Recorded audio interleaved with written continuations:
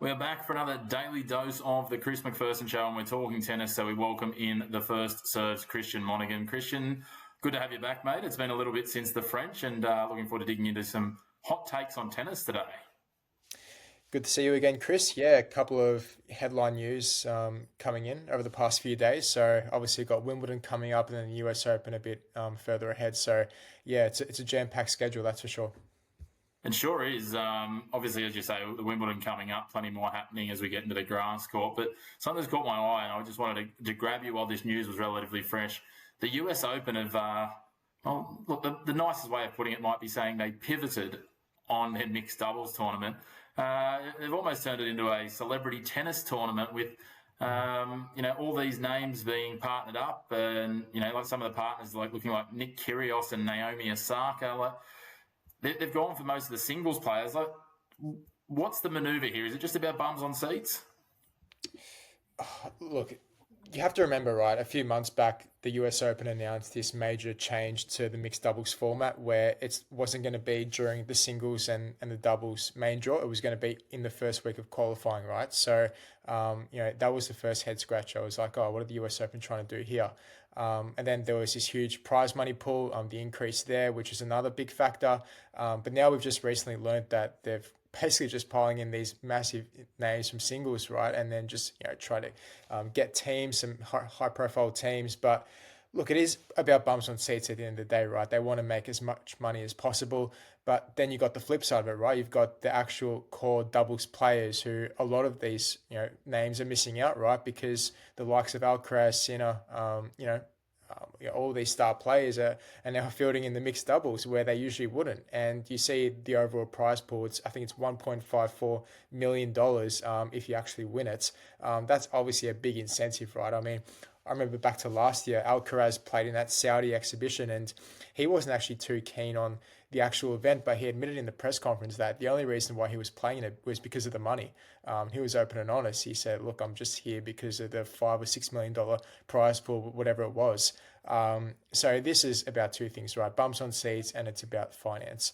And let's be honest, in years gone past, like for you and I, for example, Chris, we wouldn't sit down and watch the mixed doubles unless it's a final or a semi, or one or two big names are playing in it. Otherwise, look, you just got to say what it is. It just doesn't attract the fans that the tournament might have hoped for. So I don't know. They might be leaning down this direction to hopefully inspire other Grand Slam tournaments. Maybe Australian Open will follow suit. Who knows? But yeah, it is a very interesting dynamic that's taken shape. It's bizarre, as you said. Like, first of all, it's $1.5 million round numbers and $1 million for the winners, I understand it. So realistically, most of the minor placings won't be significantly different because I think the prize pool last year was somewhere around almost $700,000 when you do the breakdown, $200,000 for the winners. And that's per team. So, you divide that in half, all those sorts of things. So it's interesting because it's a bit of novelty. I think the other thing, I think the opening couple of rounds, they're playing fast four as well, which is, the next gen tennis plays as well, so they're changing up things. So it's not going to be as much tennis, which is probably great for those players coming into the build-up. But I don't understand why, if they're doing it over that period, they don't just, instead of going, I think it's going Tuesday to Wednesday in the week leading up to then give a couple of days rest, why don't they just go, well, let's just play Monday till Wednesday or Monday till Thursday, and instead of having a round of 32, make it a round of 64 and let everyone come in. Even if you put the two sides of the draw to keep it as a major slam, you can almost have the genuine versus the draw cards and let them play their way through. And then you could have, a match off of genuine doubles versus, the wild card superstar pairings. And that'd create a cool story as well, or do you do it, like an open draw and then you get like these interesting almost, think FA Cup, Australia Cup sort of matchups where you've got, a genuine doubles pairing versus, Stefano Tsitsipas and Paulo Badosa, like these sorts of pieces, right? As you say, I think it devalues, especially being a major as well. Have it, or just have it as a US Open and give it some other sort of name, like, the US Open, Splash for Cash mixed doubles or something. Don't call it a Grand Slam. But there's got to be a way that, like, you're ruling out. I know they're saying that I think they're bringing in there's two more pairs to be named for this, and apparently the defending champions are in the box seat for one of them. I was like, what an honour! You've won a title last year, so you might get an invite as a wild card. It just seems bizarre.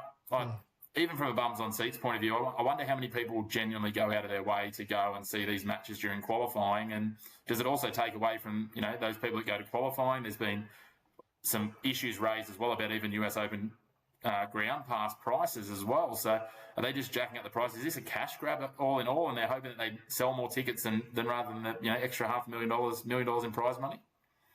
For me, that's what it comes down to. But I think generally, like this might actually work. I mean, you got a partnership, for example, Alcaraz and Raducanu, what two of the most high-profile names in the game partnering up. Like any neutral fan would want to watch that, right? Just going over to watch an Alcaraz session, right? Just training during the day without him playing an actual match. It attracts so many fans. Just want to get a glimpse of him, right? And to have him in a mixed doubles match, they'll come and watch. There's no doubt about that in my mind, and that's one of the reasons why I think the U.S. Open has gone ahead and done this move. But look, I just feel sorry for, like I said before, those players who miss out. I mean, once this news was announced, like I said before, a few months back, um, there was like a lot of pushback, wasn't there? You had comments such as the Italian pairing, Sari Rani and Andrea Vavasori came out and said that it was basically a slap in the face to the game. And you're right, Chris. If they're going to go ahead with this, it shouldn't be classified as a Grand Slam or a major title, because you look at the past history of the sport. For example, you take Alcaraz and Raducanu. If they win it, like, is it you call them Grand Slam champions? Like that's, for me, that just doesn't sit well. I don't know about you, but yeah, look, I like the concept, I like the idea, but I just think the way they've gone about it, it's probably, um, yeah, they could have probably done a bit better. Yeah, I think it's a hard one, right? Because they're always looking for ways to try and motivate some of these bigger names to play doubles, and we've seen a little bit of that in the women's game, probably more in the women's than the mixed doubles.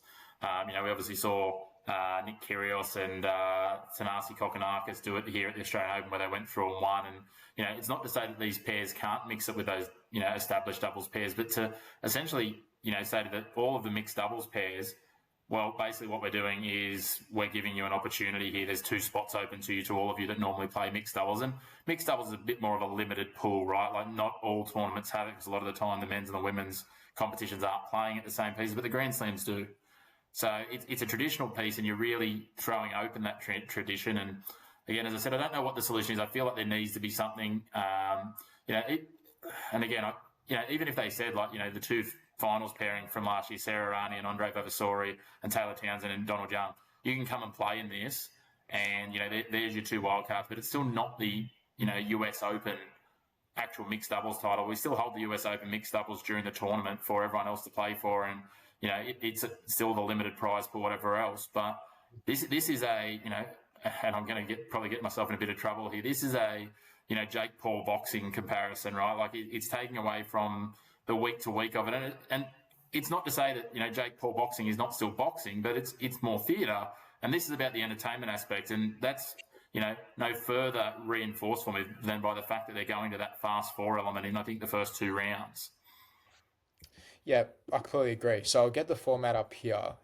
So best of three set matches to four games with sudden death juices. That's like you said for the first couple of games, and then you got the final, which is decided first to 6 game sets. So that's like, why are you changing the format during the tournament? Like I said, it just for me it seems a bit too much of an exhibition style event rather than an actual Grand Slam. That's what it feels to me, because in tournaments gone past, you just don't see the likes of Alcaraz and Sinner playing in a mixed doubles event. So it just doesn't happen. And um, I mean, look, it's going to be interesting to see how it all plays out in terms of the fan reaction. Will the fans turn out?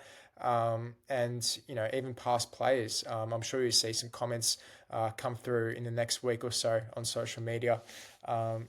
Given this news, but look, I'll be surprised if Nick Kyrgios plays. He's been paired up with Naomi Osaka. He's pulled out quite a few tournaments recently. Roland Garros, the latest one, in Wimbledon as well, coming up. So, yeah, for the US Open, it's just about these star names, these attractions, and it's about making as much money as possible. They released the plan to revamp Arthur Ashe Stadium, so they're just trying to do everything possible to make the site better and obviously to enhance the TV deals, etc. So yeah, it's all for money. Yeah, it's an interesting one. It's I can't make sense of it. Even the fact that they're saying that like we're essentially going to have 18 teams, so I'm not sure how that's going to work. It's a Yeah, it just seems a little bit odd. Like we know that that's going to mean that there's buys in first rounds and stuff. And I'm like, if you're going to go to 18, why not go to 24 and have at least 8 genuine mixed doubles teams, and random draw them in there, and or put them put 2 in each quarter, whatever you need to do, and create these matchups. And look, I think they will get fans out because people want to see the best players in the world, right? Like that's the basis of it. And especially even some of the American pairs like Jessica Pegula and Tommy Paul, Taylor Townsend and Ben Shelton. And again, I talked about Taylor Townsend before. How do you feel for Donald Young? Like, he was runner-up at his home slam last year, and he's just been shafted out. Like, his partner's obviously good enough in her own right. But anyway, it's a bizarre one. We'll wait and see what comes of it. I hope for their sake that it does get some, turnout for US Open Fan Week. But my biggest issue with this is calling it a slam title. Like, it's not genuine. It's not, I don't think if Taylor Fritz wins this title with Elena Rybakina that he's going to be sitting there going, oh yeah, I've got one Grand Slam title in the cupboard. Like, yeah. It's almost reminiscent of what was the one they had at the Australian Open last year where they let the fans participate, the 1 point slam? Yeah, the 1 point slam. Yeah, that's it. They'll probably go to that. Yeah, correct. Like, do you think the person that, I can't even think who won that, but the player that won that, do you think they're going, oh, I want a slam? No, they're not. So I think they still need to hold the traditional mixed doubles, and realistically, it doesn't change up much of the scheduling. And, is this a way to get more players in? Yes. Is it a kick in the pants to the guys who've been grinding along on the mixed doubles circuit for not a lot of money? Yes, too. So we'll wait and see. It's an exhibition for mine, and that's what I'll be terming it when I talk about it.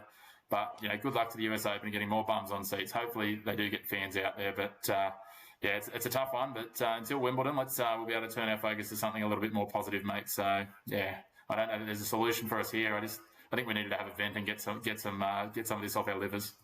Yeah, because it is a massive talking point for sure. And I was just going to mention as well, Donald Young has actually retired, so that explains why he hasn't been in that draw. Because I would have fully expected him to make it with Taylor Townsend, obviously making the final last year. So that's the reasoning behind that. But yeah, like I said, hopefully there's some more positive news to come out in the next couple of weeks. Obviously leading into Wimbledon as well. We know there's just so much news happening now as we approach the next Grand Slam. So looking forward to it. That's it. We'll turn our focus to the green grass of Wimbledon very shortly, and we look forward to coming on. We'll try and get as many daily doses as we can around Wimbledon. Until then, Christian, obviously people can find you and all your wonderful work and the team's work at the First Serve, and not just the written stuff as well, mate. There's plenty on the socials as well that they can keep up to date with. Thanks, Chris.